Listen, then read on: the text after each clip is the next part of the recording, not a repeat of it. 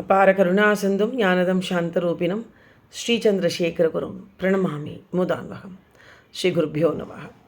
கருணை கடலாம் காஞ்சி மகாபெரிவா அவர் நிகழ்த்தி காட்டி கொண்டிருக்கும் சில அனுகிரக விசேஷங்களையும் வைபவங்களையும் பார்த்து வருகிறோம். அந்த வரிசையில் இன்று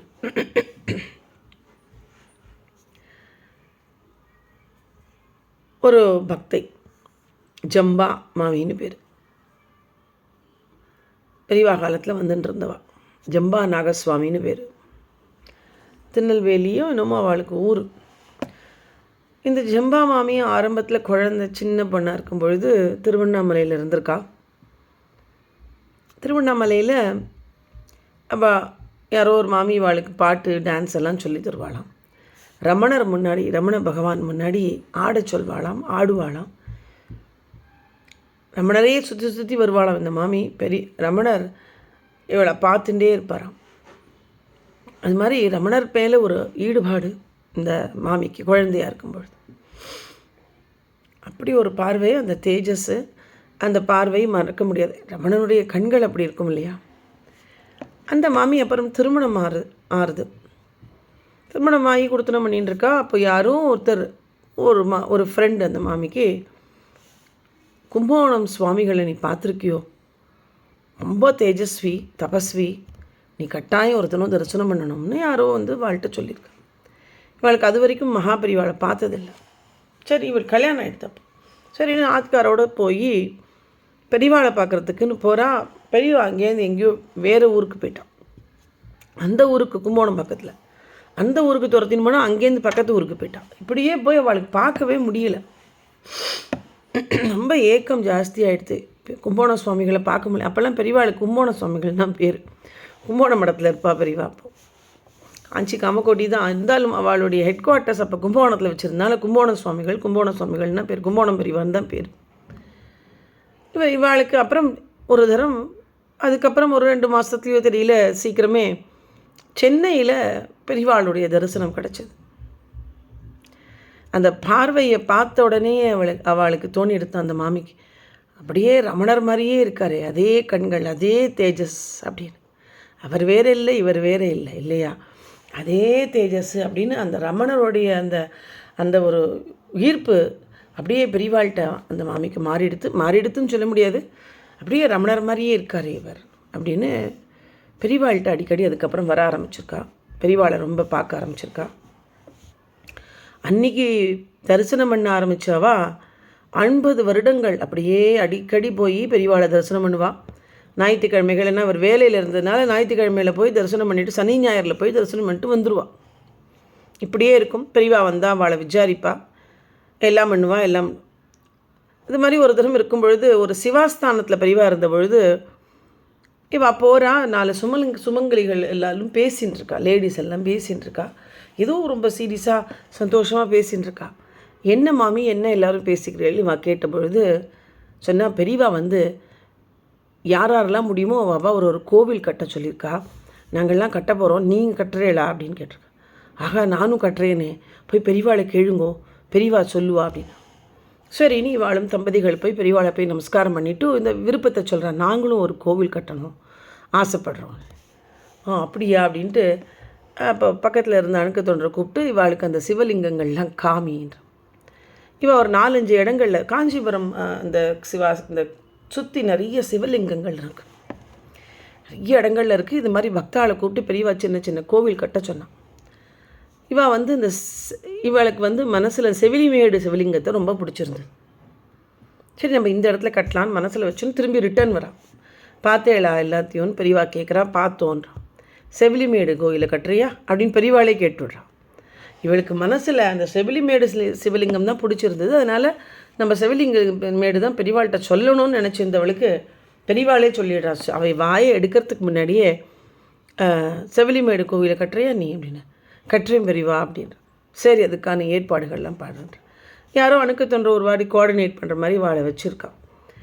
அடிக்கடி சனி ஞாயிறுகளில் போய் அங்கே என்ன வேணுமோ அந்த மெட்டீரியலை வாங்கி கொடுப்பார்.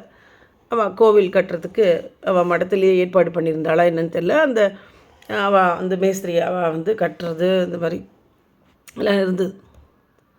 நடந்துட்டுருக்கு இந்த வேலையெல்லாம். கிட்டத்தட்ட முடிய போகிற தருணம் பெரியவா திடீர்னு வடக்க யாத்திரை போயிட்டான், கிளம்பிட்டான்.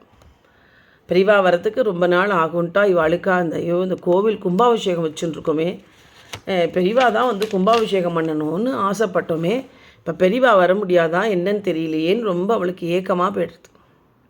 அவள் பெரியவா கிளம்பிடுறான். இதற்கு நடுவில் பெரியவாளை போய் மீரஜில் போய் பார்க்குறான்.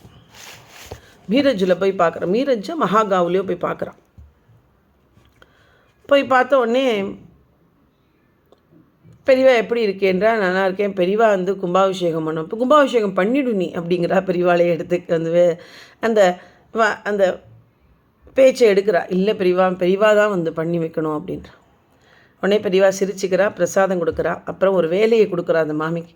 நீ என்ன பண்ணு, ஊராக போய் வீடு வீடாக போய், ஊராக இல்லை வீடு வீடாக போய் கோதுமை அரிசி எல்லாம் வாங்கி எனக்காக வாங்கி நீ வந்து எனக்கு நான் எந்த ஊரில் இருக்கணும் அந்த ஊருக்கு கொடுத்து அனுப்புறியா அப்படின்றா. இதை பாருங்க, என்ன ஒரு பாக்கியம் பாருங்க, அவளுக்கு அப்பேற்பட்ட பாக்கியம்.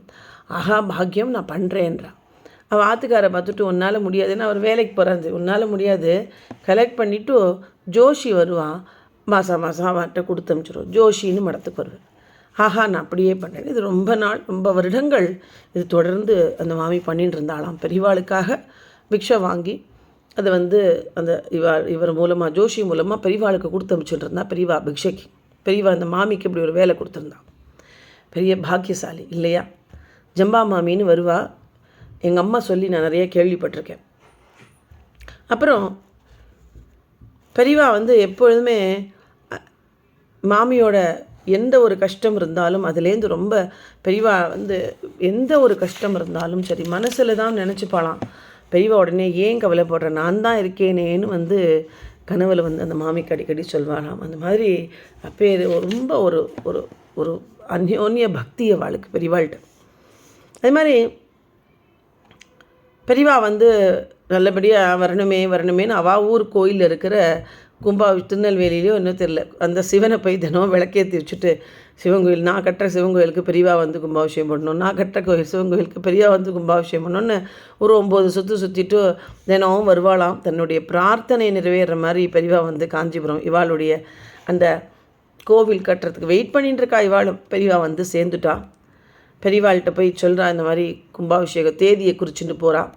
அண்ணா எடுத்து அதே தேதியில் சிவாஸ்தானத்தில் கும்பாபிஷேகம், அந்த பிரம்மபுரீஸ்வரருக்கு தெரியல, சிவாஸ்தானத்தில் கும்பாபிஷேகம்.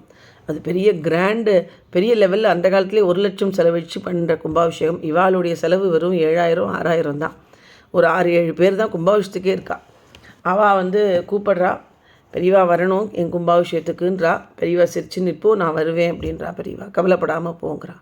இவாளுக்கு ஒன்றும் புரியலைன்னா பெரியவா வந்து அந்த சிவாஸ்தான கும்பாபிஷேகத்துக்கு அதே முகூர்த்தத்தில் இருக்க போகிறா.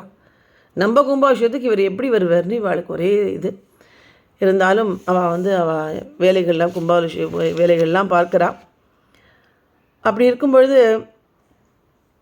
பெரியவா வந்து அந்த சிவாஸ்தான கும்பாபிஷேகத்தை முடிச்சுட்டு இவா கும்பாபிஷேகத்தை முள்ளா முடிச்சுட்டு இவாளும் கும்பாபிஷேகம் பண்ணிடுறான். பெரியவா வரல, பண்ணிடுறா. அப்புறம் அந்த சுவாமிக்கு அபிஷேகம் பண்ண போகிறா. உள்ளே இருக்கிற அவடைய அந்த சுவாமிக்கு அபிஷேகம் பண்ண போகிறா. அபிஷேகம் பண்ணும்பொழுது பெரியவா வரான்னு ஒரு பையன் வந்து ஓடி வந்து சொல்கிறான். இவாளுக்கு அப்படியே மயிர்கூச்சரியாது. பெரியவா வராளான்னு ஓடி எல்லாத்தையும் போட்டு அப்படி ஓடி போகிறா. பெரியவா பின்னாடி கிட்டத்தட்ட அந்த இந்த கும்பமெல்லாம் இங்கே வந்துடுது. அத்தனை காரு, அத்தனை ஜனங்கள், 6-7 பேர் இருந்த அதில் 50,000 பேர் கும்பாபிஷேகத்துக்கு வந்துடுறா. இவாளுடைய கோவில் கும்பாபிஷேகத்துக்கு பெரியவா உள்ளே வந்து அப்படியே வெயில் பொரியிறது, காலெல்லாம் செக்கச்சவல்னு பொரிய ஓடி வரா. வந்து இவாள்கிட்ட அந்த குடத்தை வாங்கி அந்த சுவாமிக்கு பெரியவா அபிஷேகம் பண்ணி வைக்கிறா. அதே பெரிய ஒரு பாக்கியமாக நினச்சி இவாளுக்கெல்லாம் கண்களில் தண்ணீர் வருது. பெரியவா வந்து கும்பாபிஷேகம் பண்ணுவாளான் இருந்து பெரியவா வந்து சுவாமிக்கு அபிஷேகம் பண்ணினா எப்படி இருக்கும் இல்லையா? அதனால் அப்பேற்பட்ட ஒரு அனுக்கிரகம் அவளுக்கு. அந்த மாதிரி அந்த கஷ்ட நேரத்தில் நான் தான் இங்கே இருக்கேனே, ஏன் நீ வருத்தப்படுற அப்படின்னு பெரியவா வந்து சொல்வாளாம். அது எத்தனை பேருக்கு அந்த பாக்கியம் கிடைக்கும் இல்லையா? அந்த மாதிரி அந்த கும்பாபிஷேகத்தை அப்படி நினச்சி நடத்தி கொடுத்தாளாம். அதுக்கப்புறம் அவள் ஊருக்கு ஒரு தூரம் பெரியவா வந்திருந்தபோது பூஜை பண்ணுற இடத்துக்கு பக்கத்தில் வாலண்டியர் சர்வீஸ் பண்ணுறதுக்கான சான்ஸ் இந்த மாமி கிடச்ச உடனே இந்த மாமி பண்ணின்னு இருக்கான். உடனே மாமி பூஜையெல்லாம் முடிஞ்சு மாமி பக்கத்தில் வந்துட்டு உனக்கு என்ன வேணும் அப்படின்னு பெரியவா கேட்டாலாம். எப்படி இருக்கும்? எல்லாரும் பெரியவாள்கிட்ட போய் எனக்கு அது வேணும் இது வேணுங்கும்போது அந்த மாமிக்கிட்ட வந்துட்டு உனக்கு என்ன வேணும்னு பெரியவா கேட்டாலாம். அந்த மாமிக்கு ஒன்றுமே எப்போதுமே மாமிக்கு பெரியவாளை பார்த்தா ஒன்றுமே தோணாது. நமக்கு அப்படித்தானே, எனக்கும் அப்படித்தான். சுவாமிகிட்டையோ பெரியவாள்கிட்டையோ போய் நின்னா எதுவுமே எனக்கு பேச தோணாது. பெரியவாளே பேசுவா, புது பெரியவாளே பேசுவா, எனக்கெல்லாம் தோணவே தோணாது. அப்போ பெங்களூர் வாம்பா, என்ன குழந்தைங்கம்பா எல்லாம் பேசுவா. ஆனால் எனக்கு இது வேணும் அது வேணும்னு கேட்கக்கூட தெரியாது. அனுகிரகம் பண்ணுங்கோ. ஒரு தரம் கூட ஒரு இடத்துல கூட இப்போவும் அதிஷ்டானத்தில் போய் நின்னா எனக்கு மைண்ட் அப்படியே பிளாங்க் ஆகிடும். எனக்கு வேண்டிக்கணும்னு நினச்சிட்டு தான் போவேன். ஆனால் அங்கே போனால் அப்படியே பார்த்துட்டு தானே இருப்பேனே தவிர எனக்கு மைண்ட் அப்படியே பிளாங்க் ஆகிடும்.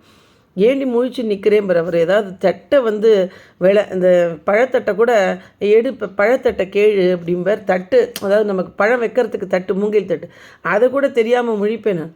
ஏன் முழிச்சு நிற்கிறேன் அந்த மாதிரி பிரமிச்சு போய் நின்றுருப்பேன். அது மாதிரி அந்த மாமி பெரியவா பக்கத்தில் கேட்ட உடனே பிரமிச்சு போய் ஒன்றுமே தெரியல, ஆனால் மனசுக்குள்ளே கேட்டுக்கிறாளாம், பெரியவா தரிசனம் கிடைச்சா போகிறோம், அதுதானே வேணும், வேறு என்ன வேணும். எத்தனையோ ஒரு சாதகனுக்கு எத்தனையோ ஒரு ஆசைகள் வரும். ஆசைகள் எல்லாத்தையும் நிறைவேற்றுவா அம்பாள். லலிதா சஹஸ்ரநாமத்தில் இருக்கு. ஆனால் அம்பாளை போய் அடையணுங்கிற அந்த ஒரே குறிக்கோள் தான் இருக்கணுமா அந்த சாதகனுக்கு. ஆனால் அவன் சாதகம் பண்ண பண்ண பண்ண அம்பாள் அத்தனை சித்தி சக்திகள் எல்லாம் அந்த சாதகனுக்கு கொடுப்பானாம் ஸ்ரீவித்யாவில் கூட. அது அந்த சித்திகளெல்லாம் கை கூடினாலும் அதை யூஸ் பண்ணாமல் அதுலேயே லயிச்சு போய் இருக்காமல் மேலே போய் அந்த அம்பாளை அடையணும் அப்படிங்கிற அந்த எண்ணம் மட்டும்தான் ஒரு சாதகனுக்கு இருக்கும். அப்பேற்பட்டவன் மட்டும்தான் அடைய முடியும், அந்த நிலையை அடைய முடியும். அது மாதிரி இந்த மாமிக்கு எத்தனையோ பெரியவா ஆஃபர் பண்ணுறோம், உனக்கு என்ன வேணும்னு. மனசுக்குள்ளே நினச்சிக்கிறான், எனக்கு இன்னுமே வேண்டாம், பெரியவா தரிசனம் கிடச்சா போகிறோம், அது போருமே இல்லையா. இந்த மாமி எத்தனை பெரிய அந்த சாதக நிலையை அடைஞ்சிட்டான்னு தெரியுது. அந்த மாதிரி பெரியவாள் அந்த மாதிரி பெரியவா கிட்ட கேட்டான், உனக்கு என்ன வேணும் அப்படின்ட்டு. அது மாதிரி பெரியவா அப்பேற்பட்ட நிறைய அனுகிரகங்களை அவளுக்கு பண்ணியிருக்கா. அப்புறம் அந்த கோவில் அந்த சுவாமிக்கு பேர் கைலாசநாதர் அப்படின்னு பேர் வச்சு கும்பாபிஷேகம் பண்ணி அதுக்கப்புறம் பின்னால் பெரியவா பாலபெரிவாலாம் ஒரு மந்திரியை வச்சு அதுக்கு செலவு பண்ணி பெரிய லெவலில் அது கோயில் கட்டி அதுக்கு கும்பாபிஷேகம்லாம் பண்ணாலாம். கும்பாபிஷேகம் இவாளைத்தான் பண்ணணும்னு கூப்பிட்டாலாம் பெரியவா. அப்போ புது பெரியவா எங்கள்கிட்ட பைசா இல்லையே, நாங்கள் என்ன நீங்கள் ஒன்றும் தர வேண்டாம், நீங்கள் கும்பாபிஷேகத்துக்கு வந்தால் போகிறோம், பெரிய பெரியவாளை போய் டிஸ்டர்ப் பண்ணாதீங்கோ, நீங்கள் வெறும் நமஸ்காரத்தை பண்ணிட்டு போங்க, பெரிய பெரியவாளை கூப்பிடாதீங்கோ அப்படின்னு சொல்லிட்டு போனாலாம். நாங்கள் வரோம்னு சொல்லிவிட்டு அப்புறம் அதுக்கு பெரிய லெவலில் இன்னொரு கும்பாபிஷேகம் நடந்திருக்கு. அதுக்கு புது பெரியவாளும் பாலபெரிவாளும் கும்பாபிஷேகம் பண்ணியிருக்கா. பண்ணிவிட்டு சித்த நேரத்தில் இவாள்லாம் அந்த பிரசாதங்கள்லாம் சாப்பிடலாம், பெரியவாள்லாம் பிரசாதம் கொடுத்து கிளம்பிட்டா. அப்புறம் அங்கே கும்பாபிஷேகத்தில் பண்ணுற பிரசாதங்கள்லாம் சாப்பிட்லான்னு உட்காண்டிருக்கும்பொழுது பெரிய பெரியா நிற்கிறாளாம். அந்த உடம்பு தள்ளாத வயசில், உடம்பு முடியாத ஒரு வயதில் பெரியவா படுத்துட்டு இருந்தாலாம். பெரியவாளை டிஸ்டர்ப் பண்ணாதீங்கன்னு சொன்ன இவாளும் ஒன்றும் கூப்பிடல. ஆனால் அதுக்கும் பெரியவா நின்னாலாம். அன்றைக்கி எப்பேற்பட்ட ஒரு அனுகிரகம். ரெண்டாவது கும்பாபிஷேகத்துக்கும் அந்த வயசான காலத்துலேயும் பெரியவா கும்பாபிஷேகம் பண்ணலைன்னா கூட அன்றைக்கி அந்த கோவிலுக்கு விசிட் பண்ணாலாம் பெரியவா. எப்பேற்பட்ட ஒரு பாக்கியம் பாருங்கோ அந்த ஜம்பா மாமிக்கு. ஜம்பா நாகராஜனும் என்னமோ பேர் அவளுக்கு அப்பேற்பட்ட ஒரு அனுகிரகம். ஒரு கோவில் கட்டுறதுக்கான ஒரு ஆப்பர்ச்சுனிட்டியை பெரியவா எத்தனை பேருக்கு கொடுத்துருக்கா. இப்போ அடிச்சுக்கிறது நம்ம இப்போ இருந்தால் நம்ம கூட அந்த மாதிரி பண்ணியிருக்கலாமோ, நம்ம கூட அந்த மாதிரி ஏதாவது ஆப்பர்ச்சுனிட்டி இருந்தால் நம்மளும் ஒரு சின்னதாக ஒரு கோயில் கட்டியிருக்கலாமோ அப்படின்னு தோணுறது. அந்த மாதிரி நிறையா பேருக்கு காஞ்சிபுரத்தில் இருக்கிற லிங்கங்களுக்கெல்லாம் கோயில் கட்டுறதுக்கு செலவு ஏற்றுக்கும்படி சொல்லி அவளே அந்த செலவை ஏற்றுட்டு ஒரு கோவிலும் கட்டினாலாம். அந்த மாதிரி அந்த மாமிக்கும் அந்த ஒரு ஆப்பர்ச்சுனிட்டி கிடச்சி பெரியவா அதுக்கு கும்பாபிஷேகம், அந்த கைலாசநாதருக்கு கும்பாபிஷேகம் 2 தரமும் அவளுக்கு அனுகிரகம் பண்ணாலாம். அந்த மாதிரி அவளை அப்பேற்பட்ட ஒரு அனுகிரகம் அந்த மாமிக்கு. ஹரஹர சங்கரா ஜெய் ஜெய் சங்கரா, ஹரஹர சங்கரா ஜெய் ஜெய் சங்கரா. சந்திரசேகர பாகிமாம், சந்திரசேகர ரக்ஷமாம்.